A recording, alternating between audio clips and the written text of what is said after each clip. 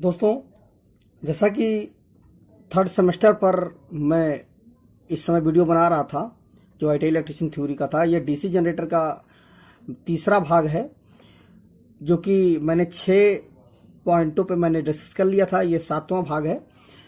देखिए क्या है कि साइड कवर, जो 7वां भाग है जो हमारे डीसी जनरेटर का साइड कवर, इसे एंड प्लेट या एंड सील्ड भी कहा जाता है।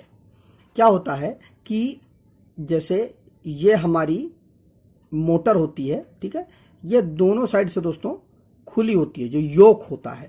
यहाँ साइड से जो कवर लगता है इसी को हम साइड कवर बोलते हैं, ठीक है। तो या इसी को हम एंड प्लेट या एंड सील्ड भी हम कहते हैं। या फ्रेम या योक के दोनों साइड में लगा होता है। इसी में वायरिंग भी फिट होती है, जो सॉफ्ट होती है।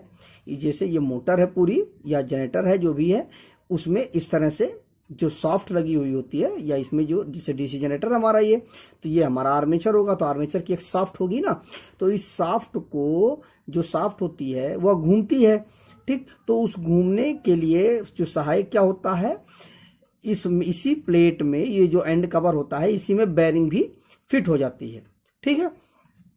आर्मेचर शाफ्ट का पूरा सपोर्ट इसी पर होता है, ठीक। इसी पर पूरा जो आर्मेचर शाफ्ट होता है इसी पर टिका हुआ होता है। और पूरा का पूरा जो भी आप इससे ऑपरेट कराते हैं, जैसे आप जैसे डीसी जनरेटर है तो इसको एक मोटर से आप स्टार्ट करेंगे, या किसी जनरेटर से आप किसी भी माध्यम से आउटसोर्स से आप जो मैकेनिकल एनर्जी होगी उसको आप इसको देंगे, तो जो पूरा का पूरा जो लोड होगा वो इसी शाफ्ट पर होगा। और यह शाफ्ट जो होती है वो एंड प्लेट पर ही टिकी हुई होती है, ठीक है। तो ये होता है दोस्तों साइड कवर।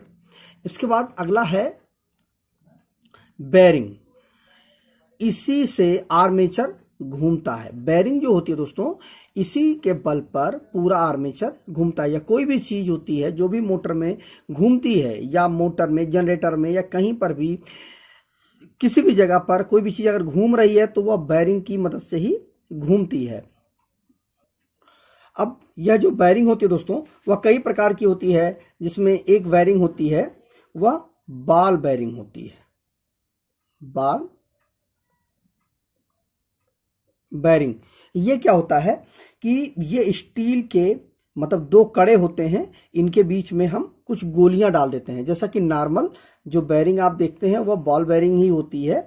2 स्टील के, एक आउटर एक बाहर से, एक इस तरह से एक कड़ा होता है, और इसके अंदर भी एक कड़ा होता है, और यहाँ पर गोलियां पड़ी हुई होती हैं, छर्रे पड़े हुए होते हैं। इनको हम बॉल बेरिंग बोलते हैं। इनका प्रयोग छोटी तथा मध्यम आकार की मोटरों के लिए किया जाता है। इन्हें अच्छी प्रकार से ग्रीस से मतलब इसके अंदर ग्रीस भर दे देते हैं, जिससे लुब्रिकेशन बना हुआ होता है। ये सिंगल या डबल गोली में होती हैं, ठीक है। एक चीज़ और दोस्तों, एक आपके लिए एक एडवांटेज मैं आपको दूं, एक एक्स्ट्रा जानकारी। बेरिंग जो हमारी होती है उस बेरिंग को में आप ग्रीस भरते हैं लुब्रिकेशन के लिए, तो इसमें एकदम ठूस ठूस करके ग्रीस नहीं भरी जाती है।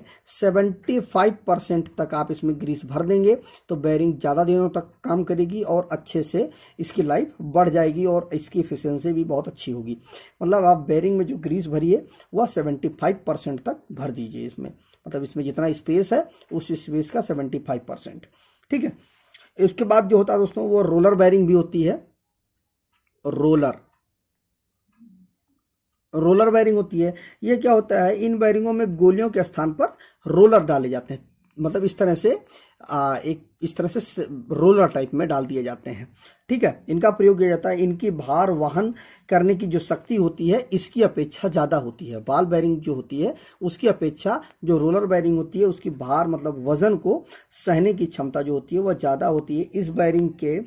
इस बेरिंग का प्रयोग हैवी ड्यूटी की मशीनों में किया जाता है, जिसमें हम ज़्यादा काम लेते हैं, या ज़्यादा प्रेशर जब जहाँ पर होता है वहाँ पर हम इस बेरिंग का उपयोग करते हैं। इन्हें अच्छी प्रकार से ग्रीस या हार्ड ऑयल के लुब्रिकेशन इसमें हम दिया जाता है। आवश्यकता से अधिक ग्रीस का प्रयोग हानिकारक होता है। मतलब आप 75% से यदि आप ज़्यादा भरते हैं ग्रीस तो वह बेरिंग के लिए हानिकारक होता है। यह बेरिंग तापमान बढ़ने का कारण बन सकती है। मतलब यदि आप ज़्यादा ग्रीस भरते हैं तो वह जो बेरिंग होती है उसका तापमान बढ़ा देगी। आवश्यकता से अधिक ग्रीस का प्रयोग हानिकारक होता है, जिससे बेरिंग के रोलर या गोलियां खराब हो जाती हैं। जब हीट होगा तो उसकी गोलियां खराब हो जाएंगी। इन बेरिंगों में दोस्तों सील्ड भी आती हैं, सील्डेड बेरिंग भी आती हैं। इनके ऊपर कवर लगा हुआ होता है, जैसे ये बॉल बेरिंग है, इसके ऊपर दोनों साइड में कवर लगा होता है, आपने देखा भी होगा। जैसा कि आप स्क्रीन पर देख भी रहे हैं, इस तरह की जो बेरिंग होती है तो उसके एक तरफ और दूसरी तरफ दोनों जो सील्डेड लगी होती हैं, इनको हम जेड बोलते हैं। तो ये एक तरफ अगर सील्ड लगी हुई है तो उसको सिंगल जेड बोलेंगे, और अगर दोनों साइड सील्ड लगी हुई है तो उसे डबल जेड बोलेंगे।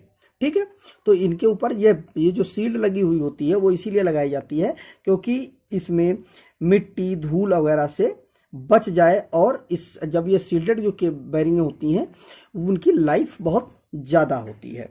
उसके बाद कई प्रकार की बेरिंगें होती हैं, ये कुछ ज़्यादा उपयोग में आती हैं, इसलिए मैंने इसके बारे में आपको बताया।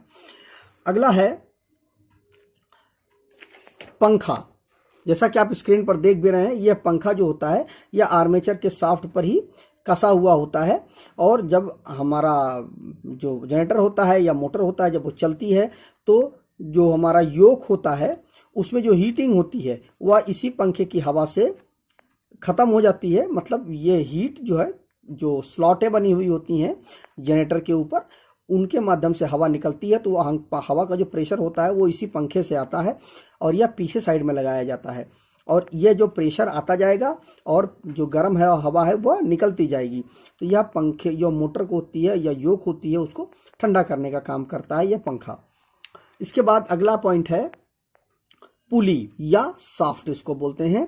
शाफ्ट पर चाबी की मदद से पुली लगाई जाती है। जैसा आप देखते होंगे कि जिस साइड शाफ्ट यूज वाली शाफ्ट होती है, एक साइड तो पंखे कनेक्ट होता है, दूसरे साइड जो शाफ्ट होती है, जो ज़्यादा से लंबी शाफ्ट होती है, उस पर एक स्लॉट बना होता है, उस पर एक छोटी सी चाबी लगी हुई होती है। उसी चाबी की मदद से हम पुली को फंसा देते हैं, और पुली से ही किसी चीज़ को घुमाने का हम उपयोग करते हैं पुली का। ठीक है, अगला है डीसी जनरेटर में मुख्यतः कितने प्रकार की वाइंडिंग होती है। तो आप जानते ही होंगे, पढ़े भी होंगे आप, कि लैप वाइंडिंग और वेब वाइंडिंग दो प्रकार की वाइंडिंग होती है। तो आइए समझते हैं कि ये दोनों वाइंडिंग क्या क्या होती हैं। तो पहला है लैप वाइंडिंग। इसे पैरेलल वाइंडिंग या मल्टीपल सर्किट वाइंडिंग भी कहा जाता है। जो हमारी पैरेलल वाइंडिंग होती है, इसमें पोलों की संख्या, जो इसमें पोल होते हैं नॉर्थ साउथ जो पोल बनते हैं, कि देखिए जैसे कि ये हमारी शाफ्ट है, ठीक है, इसके ऊपर यहाँ पर एक पोल बनता है, ये यहाँ पर एक पोल बनता है, ये इस तरह से पोल बनते हैं। ठीक है, ये बीच में ये शाफ्ट घूमती है। तो इसमें पोलों की जो संख्या के अनुसार आर्मेचर में चालकों के समांतर मार्ग बनाए जाते हैं। जैसा कि आप स्क्रीन पर देख भी रहे हैं, इस तरह से मार्ग बनाए जाते हैं।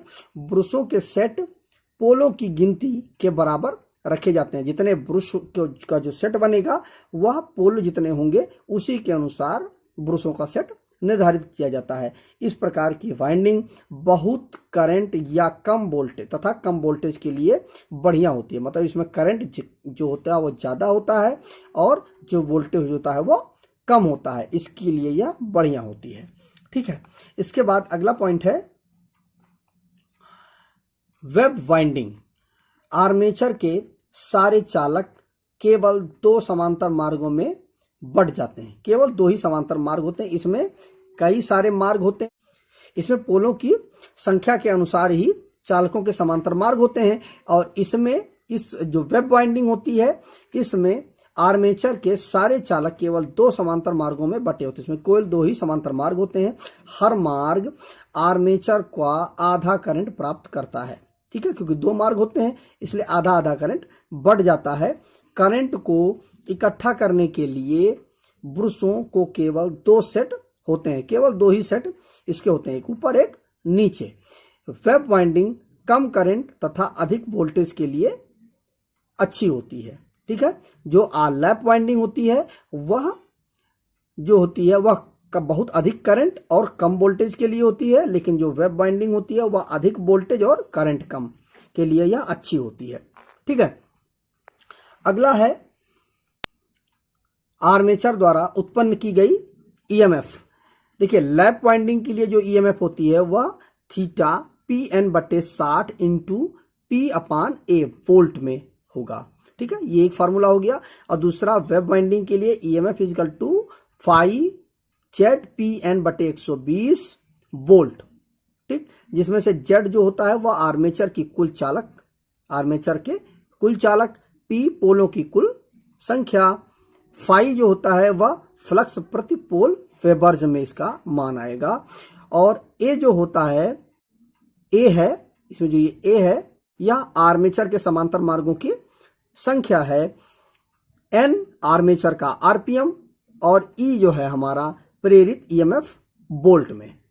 ठीक, तो ये रहा दोस्तों, इस वीडियो में हमने lap winding, wave winding, side cover, bearing के बारे में काफ़ी डिटेल में समझा। मुझे उम्मीद है कि आपको यह वीडियो अच्छा लगा होगा। तो अगर वीडियो अच्छा लगा हो तो वीडियो को लाइक शेयर तो करिएगा ही करिएगा। चैनल को सब्सक्राइब करके ऑल नोटिफिकेशन बेल आइकन को जरूर प्रेस कर दीजिएगा। तो मिलते हैं एक नए वीडियो के साथ, तब तक अपना बहुत बहुत ख्याल रखें। और इस वीडियो को पूरा का पूरा ध्यानपूर्वक और धैर्यपूर्वक देखने के लिए आपका बहुत बहुत धन्यवाद।